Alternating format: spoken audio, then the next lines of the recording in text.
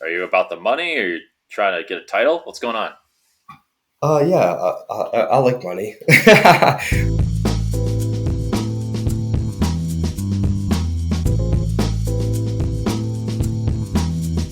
All right. What's up, Stephen Jones? I understand you're a real estate broker and you made the 2023 number two for the WSOP Maine Event. It's a very hard thing to do. Pretty sweet result, actually. It sounds like it's been a bit of a dream of yours, from what I've heard, Yeah, from what I've yeah, read. Yeah. definitely a dream come true. I'm a lucky guy. Well, some people would consider you. Well, some people would think that they're unlucky when getting second place in the main event. I wouldn't personally. I'll take it. Yeah, I've we'll never take it. had the. Yeah. So, what was it like being at the final table? Uh, like you said, it was literally a dream come true. I was trying to really be present in the moment and just like enjoy it, but you still have all this like stress and anxiety because you just feel like the job's not finished. So it's hard to like, I guess, be 100% in that moment. But it was amazing, and then to have all my family and friends on the rail, like literally a dream come true. It's just amazing. Shit, that sounds wild. Yeah, I've been to. I've had a bit of that. I've had a taste of that at like for the PPC of like winning that and all and that. Although I don't know if it compared to the main event final win, that one must be really insane, especially if you haven't had too many final tables or haven't had too And many like first place finishes. yeah, nothing. I mean, obviously, nothing compares to the main event, right? I mean, it had some, but I mean, this is just on such a different scale. It's insane, and from the poker community to just anyone in the world that doesn't even know poker that much, that's the one that maybe random people will watch. So you just, Yeah. I guess, the recognition is kind of crazy. Yeah, yeah. I was just thinking, in fact, that you're kind of living a lot of these aspiring poker players' dreams in a way. I understand you are already financially free from real estate, and you're using that a bit to pursue your dream of pursue like the poker career and all that. So you're a bit of both. You're Yeah, financial real estate broker by day and poker player by night. Is that right? yeah, yeah, exactly. Yeah, and I've been in real estate for 10 years, and I've done pretty well to where I can finance a lot of these poker tournaments. Hmm. So I've been pretty blessed with that. And then obviously everything just took off madly this year. I've done decent in poker, but nothing like this year, obviously. I would think that the real estate success would be kind of the American dream as well, just because I would think, well, like I mentioned earlier, it would lead towards having financial freedom, and there's probably quite a lot of money involved. And I don't know what the hours actually look like for real estate, but my understanding is that many of the principles of poker apply, but it moves a lot slower, and you still have to, you have to find good deals. And I mean, I've dabbled a little bit with myself. I've done some real estate stuff myself, and yeah, you just have to find like profitable deals and good bets, basically. Is that right, or like what kind of real estate do you do, actually? Yeah, yeah. So I mean, you're right. A lot of the principles in the lifestyle is pretty similar. And I do residential real estate, so I'm helping people buy and sell homes. So it is a long term game, and it's commission based. If you're not putting in the work, you're not getting paid. You create your own hours, which is awesome. You're pretty much your own boss Oh, right out really? of the gate, which is nice. But you get what you put into it, right? So you just got to be out there grinding. And then I do my own investments where I buy my own properties too. But I've always had the flexibility, which is why I love real estate because you're your own boss right away. You can Oh, make your really? own hours. You're working a lot on the weekends, but yeah, you have the freedom to kind of change your schedule, which is what I've always wanted to do. Is just have a flexible schedule. So Oh, yeah, me too. And I mean, this is kind of similar with poker. You can kind of choose your own hours, but like if the money's good, well, yeah, depends on how yeah, much you value money or your time. But yeah, that's actually really cool. I mean, the podcast is really about the aim of the podcast is to attempt to help many of the watchers become financially free and pursue the okay, dreams, whether it's poker or other things like real estate. So, yeah, this is actually, as a poker player, I'm actually really interested in the real estate side of things because it does seem like a really lucrative thing. Uh, I want to ask a couple questions like, what do you um, I think the term is flip. Do you edit and add on to properties at all, or you just buy and sell? And what kind of money were you talking about? Are you strictly in Scottsdale? How does it work? Yeah, so I mean, there's so many things you can do in real estate, and I truly dabble in a little bit of everything. I mean, obviously, everyone, as far as just investing, that's different than like just working the real estate. And I have my brokerage in the Scottsdale area, and then also in Vegas, so I buy and sell in both places, and I get a commission on that. But as far as like anyone that wants to like invest in real estate, I mean, it is a long term play. Typically, what I like to do, I mean, you can definitely buy something and then fix it up, flip it. You're going to need capital to do that. You got to put money into the house. You got to buy the house, but you can always get a hard money loan, and then you sell it a few months later, make a little bit of a profit. But how I started my real estate business is because let's say you don't have any money. I didn't have that much money back in 2015 is when I bought my first house. Right, I've been doing real estate a few years. I bought my first property, pulled out loans to fix it up, and just held on to it. Now I've held that property for 8 years, and I have like $500,000 in equity. But I mean, just if you're going to buy real estate and hold it for the long term, you just have, real estate always goes up in the long term. So there's a play there. And then if you do have capital, you can buy homes, fix them up, flip them, resell them, and then make a little bit of money there. And that's a short term play, but you need capital for that. And I do a little bit of all of it. So I have a few homes. Right now, I have a couple partners that we do flips. I'm pretty much the money guy because I don't have a lot of time to sit there and manage a deal. But yeah, I mean, there's definitely a few different realms that you can dabble in. Sure. So, what kind of I want to ask,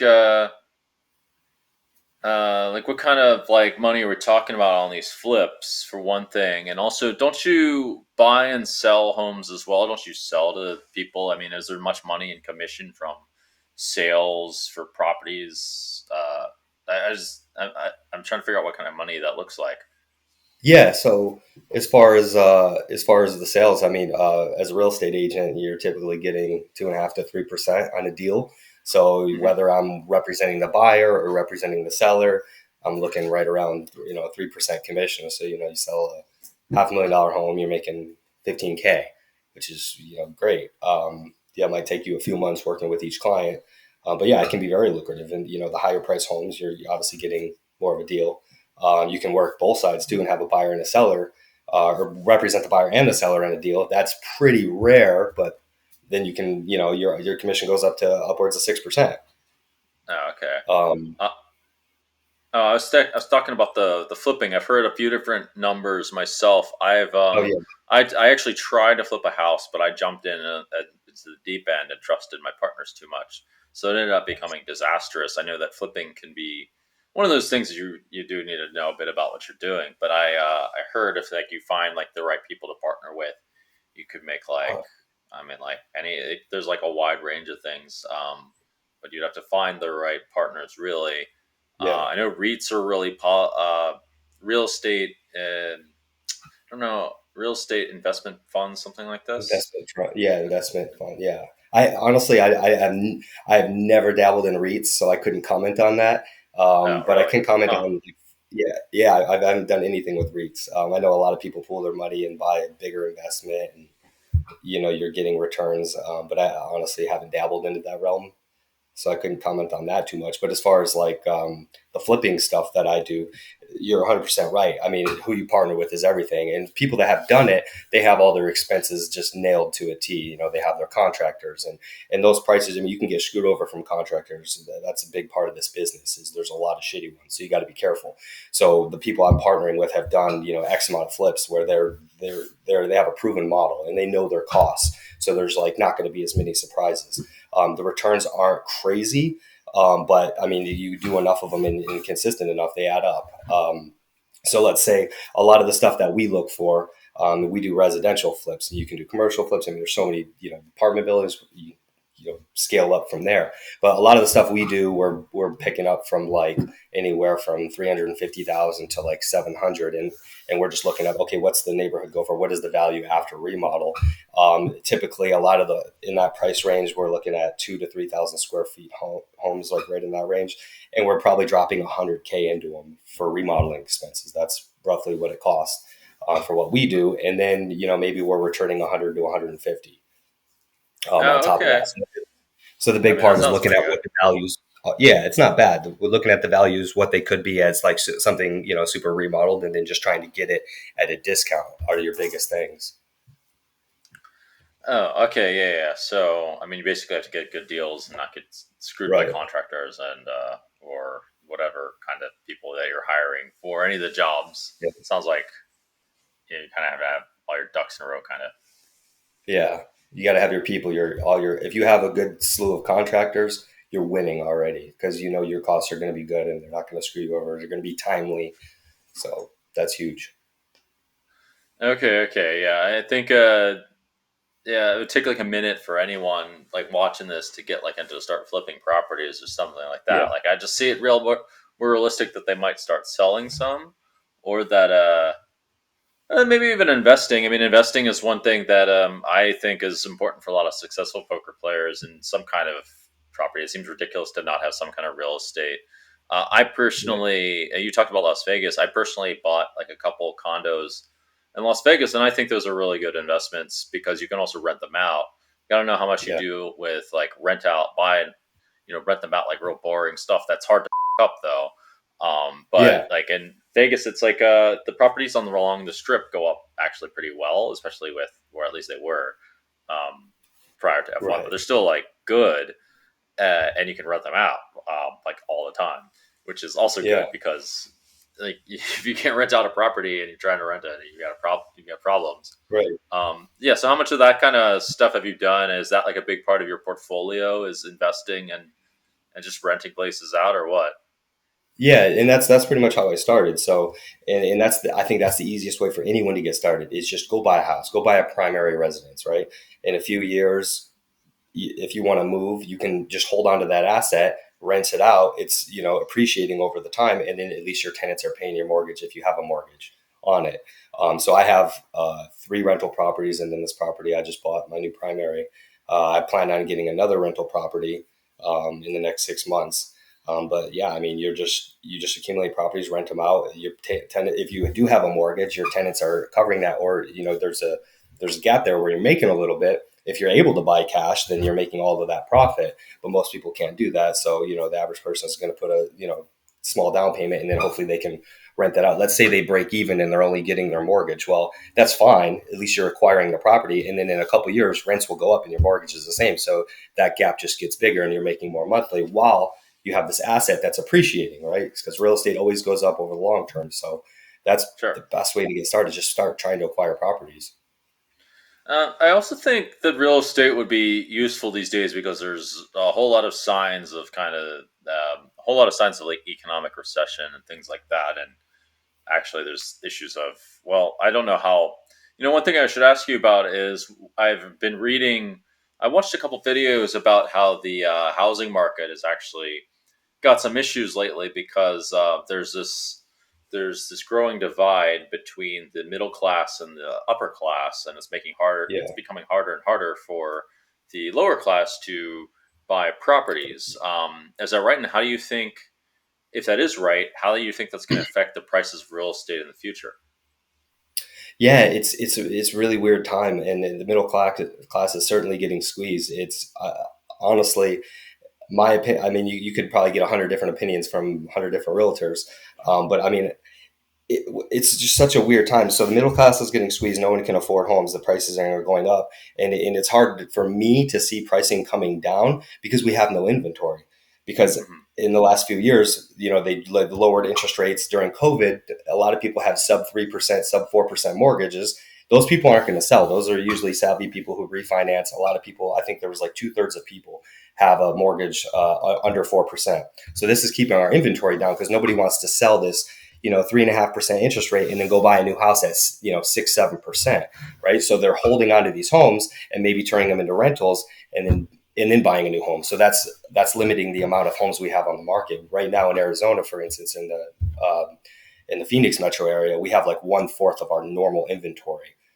So that when we don't have, it's the common law of supply and demand. If you don't have enough supply, then how can pricing come down? But at the same time, these interest rates are going up, and that's supposed to make pricing go down. But both factors are kind of moving against each other, so the market's kind of just staying here, maybe going up a little bit. Um, I just can't see, unless something crazy happens where we get a big slew of inventory. If we don't get more inventory, pricing can't come down. Hopefully, eventually, I think the interest rates are going to be coming down over the next couple of years, and that will at least alleviate some of the pressure and help affordability for people to buy homes. But I don't see the market crashing or coming down drastically unless something crazy happens, because we don't have enough supply. So it's just this weird space we're in right Hmm. now. Oh, that is really weird. I guess then if people can buy houses, they should. Is Yeah, that yeah, right? exactly. Yeah. I mean, don't Uh, wait. I mean, even if the market does go down in the short term, real estate always goes up in the long term. So if you can hold on to it, I mean, just buy when you can and just hold for the long term. all right. Well, did you start as an agent, as someone who's buying and selling, or like did that happen after you actually bought your house? How did you actually get into all that? Yeah, so I did start as an agent, and I just had a family friend kind of introduce me into real estate. And if anyone's trying to get into real estate, I think the biggest thing you can do is have a mentor, because once you pass your real estate exam, you're just thrown out to the wolves. You have no idea what you're doing. But to have a mentor kind of guide you through everything, I mean, that was worth its weight in gold for me. So I was just a regular agent, and then after, I know the Arizona and Nevada law is once you have your license for 3 years and you've worked full time and done X amount of deals. I can't remember how many deals you had to have done, but then you can apply for your broker's license and then have your own company after 3 years. So that's Oh, what I really? did at 3 years, and it's still the same thing. I'm still buying and selling real estate, but now I have the company, and then I can hire agents under me as well. Oh, okay. So if someone was like had this idea of getting into real estate, they should have in their mind the goal of, okay, I want to get like, get your own company and like hire other agents and that kind of thing. That should be like one of Yeah, the goals. Like plus get some property and work a few of the angles. It sounds like. yeah, and then you become so knowledgeable about buying and selling homes where you just learn so much where you're comfortable doing it yourself. So after I've done it for a couple of years, it just made me really comfortable buying them. A lot of people are scared because they're like, "Oh, what if this breaks? What if that breaks? Oh, there's so much I don't know." Well, if you have your real estate license, and you've done these transactions, you just learn. And then if you do take that leap and just buy a home, you learn a lot real quickly, and it's really not that scary. You just need a handyman. You're good. Like, they can fix everything. There's really not too much, and you have insurance that's covering you, property insurance. So there's a lot of stuff that's covered. Once you figure things out, it's not quite as scary as it seems from the outside if you have never jumped into that realm. Okay, okay. It's good to know. And yeah, and in poker, it really helps to get someone teaching. I actually think at first people should learn from the training sites and all the resources available. And then once they start moving out in stakes, learning the basics, they should also get a mentor at some point. Yeah. It's probably a good idea just because it gets. I mean, I don't know if real estate's like this, but at least in poker, there's lots of information out there, and it's probably. I find this to be true in other fields. Is that it's kind of tough to figure out what's like really the top quality information. Do you find that to be true in real estate, or is it just not that difficult? No, it is. There's probably less of a discrepancy as maybe some other things, because, but I mean, yeah, like you talk to a bunch of different people, and there's so many different ways you can go, and there's so many different opinions. So, yeah, it's kind of all over the place. You just have to have a trusted source or a mentor. Yeah, I can see how people could totally get confused. I personally got confused in nutrition, and when I like had to look more into like exercise and these kinds of things, I realized how complicated it actually was. Um, I want to ask, what kind of time are we talking about of investment, and also how do you end up balancing this with poker? Because I would think that it sounds like it would take like a few years at least to start making some real money in real estate.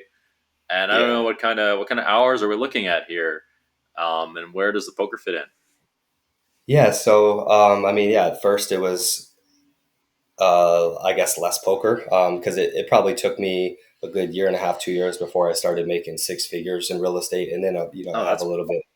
that's pretty good. 2 years, 1.5 years Yeah, up to six figures. That's pretty fast. I think a lot of people would be like, yeah, that sounds yeah, great. no, it's not. Yeah, it's not bad at all. I think it's a little bit tougher point of entry right now. I got in at a great time. There's less homes for sale, like I said, right now, so maybe that takes a little bit longer. But it's really about knowing the right people. If you know the right people, you can hit that number pretty quickly. But yeah, I mean, I always balance poker with just or with real estate and poker. I mean, if I'm playing cash games, it just feels like a grind. You're always there. You're always playing, which I'm not a huge fan of. I mean, I'll play some cash games, but I'm more of like a tournament guy. So I'll just grind my face off in real estate for a while. Maybe I have some extra money, then okay, I have the freedom to where okay, I'm going to go travel, go to Vegas, or go over here wherever I want to go play in some tournaments. So I'll take a Sure. week off, or for the series, I'm pretty much taking that whole time off. And then if I have to go show some homes, I'll maybe I'll take a couple days off if I have to drive down to Scottsdale, or if I'm showing in Vegas, I take a few days off, take care of those clients, and then just go right back to my tournament. So I pretty much just plan to play in a bunch of tournaments. When I have the free time. And then now I'm trying to flip that and I'm trying to play a lot more poker than I am doing real estate because I'm pretty established and I have my people who can kind of take over while I am gone. And now I have more financial freedom where I can make that happen too. So it's kind of nice. Oh, okay. So was it not like a grind in the first place? Was it like a 40-hour week grind, 80-hour week grind? What kind of For grind are real we talking estate, about? Yeah. yeah, honestly, yeah, at the beginning, yeah, I would say probably 30-hour grind. So nothing Oh, crazy, that's so not bad at all. But you're really grinding. So if you get a call or you get a lead, you have to be ready where you jump. If that client says jump, you jump. So you kind of always have to be just attached to your phone or whatever like lead source you have. You have to be paying attention. As soon as something comes in, if someone wants to see a home right then and there, you just do it because that person's going to call the next person if you're not available. So oh it is really? like maybe only a 30-hour grind, but you just have to be available. The first couple of years, just be available in a moment's notice, and I think that's just huge. And so it feels like you're working longer because you have to be available more, but it's totally worth it. Once you get an established amount of clients, let's say you've been doing it for a few years, it just pays off in dividends because people are referring clients to you, and then you get repeat business, and then it just shoots up tenfold. But yeah, at the beginning, you just have to be ready. You have to be available, and you have to be hungry. Hmm. That doesn't sound too bad actually. No, it's And it's not. so, what made you decide to want to grind poker so much? Are you about the money? Are you trying to get a title? What's going on? Yeah, I like money, but no, poker's been my dream. It's been my like happy place for forever. I mean, I learned when I was young, and that's always just coming up watching the World Series of Poker on TV as a teenager. It's been like my dream, um, just the glory, the money, and then when I am playing in these tournaments, and I just enjoy tournaments so much more than cash. It just feels like that's like my happy place. I'm just like I'm chilling, I'm content. I know I'm going to be there for 10 hours, maybe sometimes, and I'm cool with that. And I have a plan, and it's just like I'm enjoying that, and the table talk and the camaraderie. It just like I just enjoy being in that moment. But then obviously you want to win. The money is if there was no money involved, I probably wouldn't love poker as much. But I also just love being at the tables in that spot. And then just the dream of being able to hit a big score in these crazy massive fields. You got to believe it. You got to be a dreamer and a believer. Yeah, I noticed that. Yeah, you have to really be a dreamer to make your living from tournament poker specifically. It's from purely that is really intense. I mean, it's much easier to make a living from cash games only because I mean, all the guys that are watching this probably know this. It's just like very, very inconsistent pays, you can say. Yeah. So are you not playing any live private games, some big private games with like wealthy real estate people or things of that like that? Yeah, I'm playing in some local private games here and there. Nothing crazy, but yeah, I've definitely been dabbling in that, and then I've been traveling, playing on some of these streams too, like Tropicana, Hustler, The Lodge. I played in all those streams. I want to do more of that. That's where like cash games are a bit more fun to me, is when you're playing obviously bigger stakes, and then like the stream games. But if I am playing cash, honestly, I prefer PLO. But there's not a lot of like stream games for PLO, so a lot of those are like kind of private games and such. Okay, okay.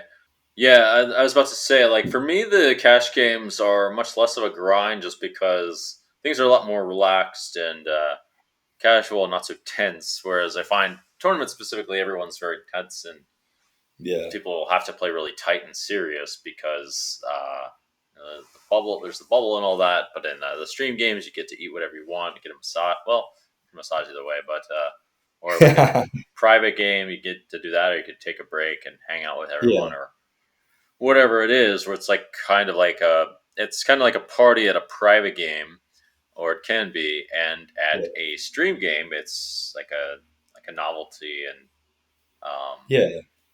and still like you're treated like luxury basically compared to some of these tournament places. Yeah, no, for sure, and I think that's why I get more enjoyment out of those things now. Whereas before, maybe I'd be having too much fun, and I didn't want to blow money. Where now it like doesn't matter as much, and I can just like relax. And now that I got that big score out of the way, I definitely enjoy them a bit more. But yeah, the cash game grind is definitely. It seems like it'd be a lot more fun if you were just coming up through the live streams and such. But most people can't do that. They're starting at these smaller stakes, which I find that to be it was very painful. Yeah, yeah, grinding up on the smaller stakes is yeah, not the best I would say, but Yeah. there's is some possible. There's some ways of making that not so painful. So, are you planning on like traveling to any of these stops for poker? Have you got? It sounds like you haven't mentioned anything about overseas or anything like that. I'd also wonder does if it makes sense to expand your real estate to some of these overseas places. Maybe it's just too complicated. But there's like events, in Barcelona and all these European stops, and well, kind of Yeah. everywhere actually. Well, yeah, yeah. And I've actually I have been traveling a little bit to play. Like I try to make a couple stops a year, even before the WSOP win. But after that, I just recently was in Barcelona for the EPT, and then where else did I go? Maybe that was it. I traveled more, but maybe that was the only poker stop out of the country. But I've also played in Ireland at the Irish Poker Open. That's a lot of fun.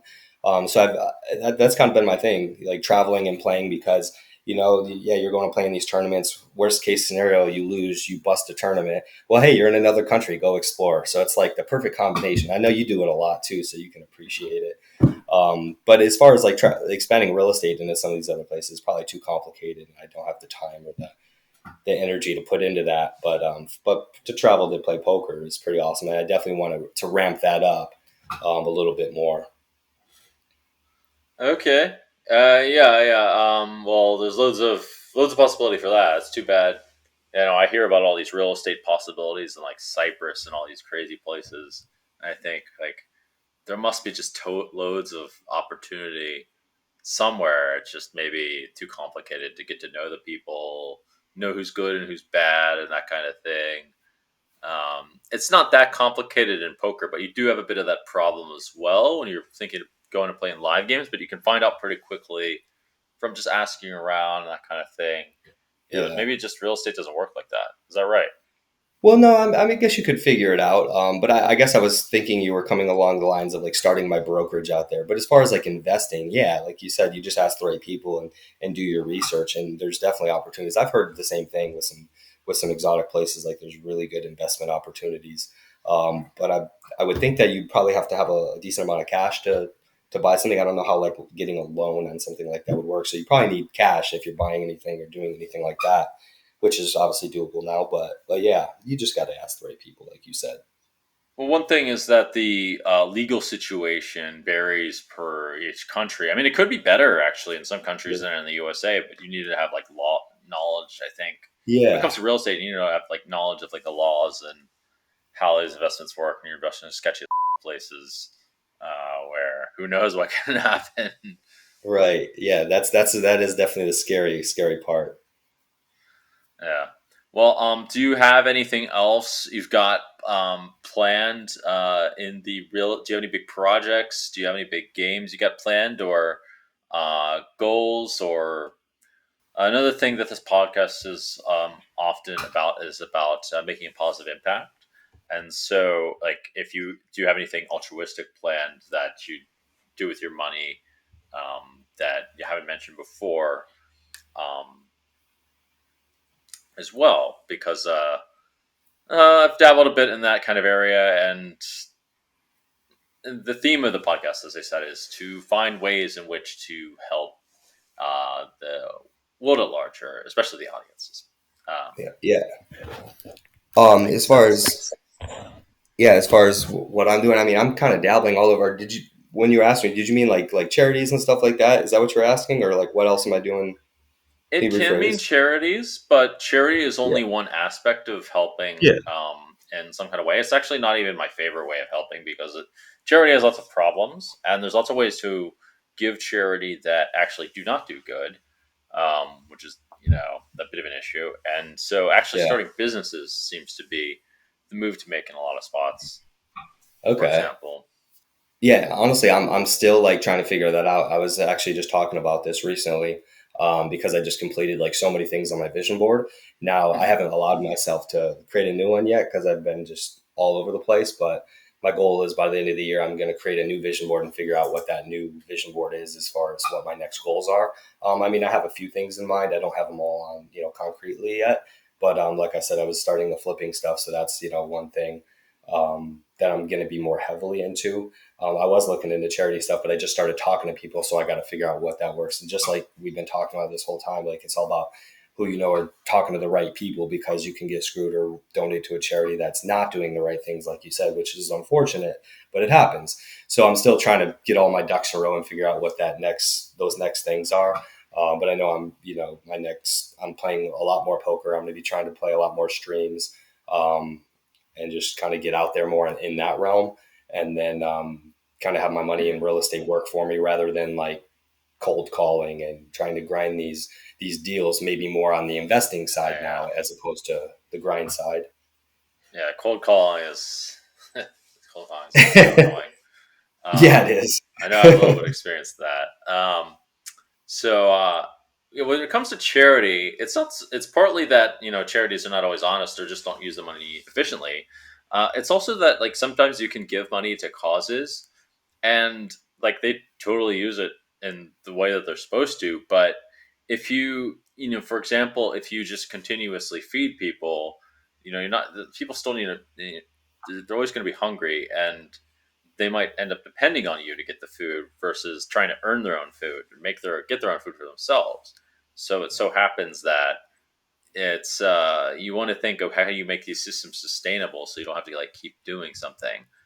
Yeah, And that's like really the way of like making quite a difference. That's why it's a big reason why I ended up thinking, okay, what about getting into or one of the reasons why I ended up getting into children's education. But there's a lot of different venues and there's a lot of different possibilities. It's actually kind of a um, complicated discussion. I've talked a little bit with yeah. Jake and others about it. Um, but what else was on your vision board that you completed? Well, a lot of it was financial goals, like having a certain amount of money in my bank, and then making a 7 figure year, wherever hmm I got that money from. I wasn't 100% sure, but that was on the board. Um, I keep looking over here because it's in my closet. But and then I had a picture of like the WSOP champion. So that was like my goal. Very Yeah. close, but we'll still count it. But a lot of it was like financial stuff, and then I had my dream car on there, which is a G wagon, which I just bought this year. Um, Nice. and then property goals, which I bought another property this year, which is awesome. So yeah, a lot of financial stuff. The main one I haven't accomplished yet is wife and kids, but we'll take our time with that one. But yeah, it Well, was a lot of financial stuff. And then I have like affirmations and gratitudes on there that I just kind of go through and just like remind myself of, because that just gets you in a positive thought process every day. cool. Yeah. Sometimes the little things like that can be quite important. Did have a gratitude practice for a while. Didn't seem to. I probably should do that one more, but that one, it's the gratitude especially, should be pretty good according Yeah. to a lot of the research. There's lots of positives of it, so it's pretty obvious that if you're not never grateful, you're always wanting something. So Yeah. that's at least the thought process I've had with it. Yeah. It puts you in such a, if you're in that gratitude mindset, you're going to create more abundance because you're happy and you're just creating, positive, just like the law of attraction, you're putting positive, energy out there. So that was Oh, huge for sure. me to flip my brain that way. And then once you're thinking that way, I feel like the success just rolls in. It's pretty incredible. So yeah, those small practices really can do wonders and just provide you with a good mindset overall. Oh yeah, yeah. That makes that makes quite a bit of sense. I mean, people for sure want to be around someone who's happy rather than someone who's like miserable all the time. And Yeah. more likely to do business with someone who's like happy and like feeling good. It makes quite a bit of sense to me. Well, anyway, it sounds like you've got quite a positive future, and yeah, thank you for your time on the podcast. Is there anything else you'd like to talk about before we wrap things up? Do you think would be good for the audience? No, I can't. I guess I can't think of anything else. Yeah. Okay. Appreciate you having me though. It was a good time.